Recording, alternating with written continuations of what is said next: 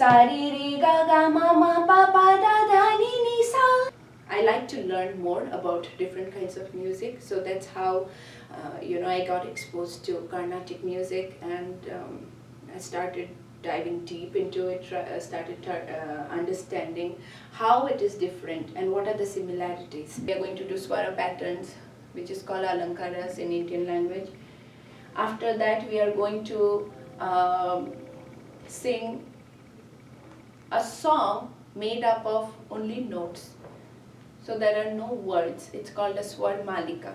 Malika is like a garland of notes. Ragas is very important because that is how Indian music, like any song gets classified. They are getting all the concepts about Indian classical music, but also I think the learning environment should be fun, so that it's more interactive. By the end of the semester, they'll be able to sing and they'll be making their parents proud.